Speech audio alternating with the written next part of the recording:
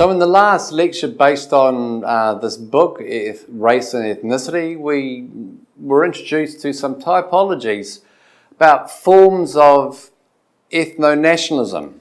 And what we're going to do now is we're going to delve in a bit more deeply and look at the relationship between religion and ethnicity, and the relationship between nationalism and ethnicity, and religion and ethnicity, and language and ethnicity. They are consistently some of the most interesting and problematic sociological debates that are going on. So let's go into full screen and let's read together some of this material here now. So in some instances, religion is a relatively insignificant aspect of ethnic identity, while in other cases it is of central importance. A frequently used term to describe the latter is religio-ethnic group. This implies a very tight connection between religious affiliation and ethnic identity. This is one of several possible linkages. Based on various efforts to create a typology of possible linkages, we can distinguish 4 different types, and these are ethnic fusion, ethnic religion, religious ethnicity, and ethnic autonomy. And these are summarized on the table below, and we will show you that table soon. In the first group, religion serves as the fundamental basis for ethnicity. Examples of these are Hasidic Jews and Amish. They maintain powerful links between religion and ethnicity, and these groups typically pay a high price as they remain small and insular groups that don't reach out to outsiders seeking them to become insiders. In general, they are very small parts of society. In contrast, ethnic religion and religious identities are quite common. Examples of ethnic religions are Greek Orthodox, Dutch Reformed, and Scottish Presbyterian communities. In these cases, ethnicity has a strong historical link. Let's just take you down to the table now. So these actually have strong historical links through link to religion, though is not intermeshed with ethnic fusion. Rather, the key to this link is that ethnicity serves to reinforce and strengthen religious identity. The reverse is the case in the third group, and the third group is religious ethnicity.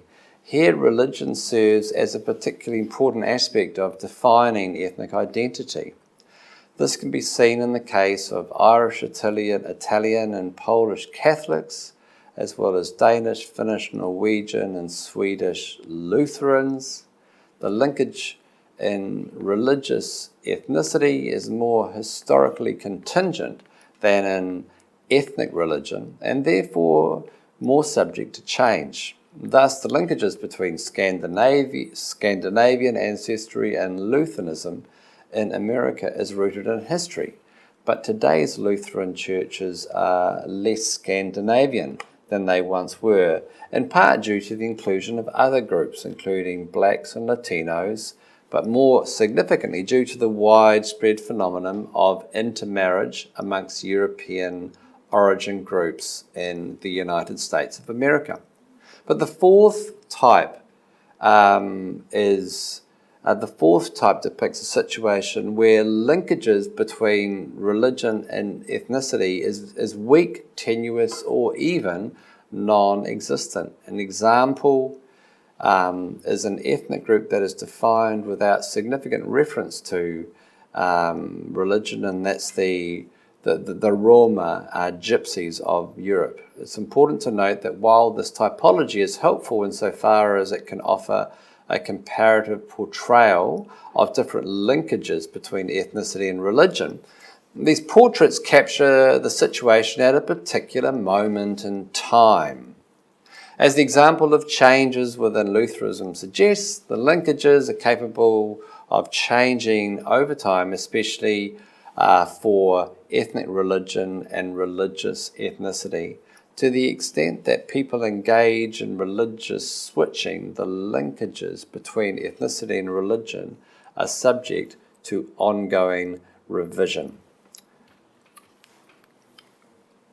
Here's a conclusion to this chapter. Before sociologists can study any subject, it's essential that the subject is defined.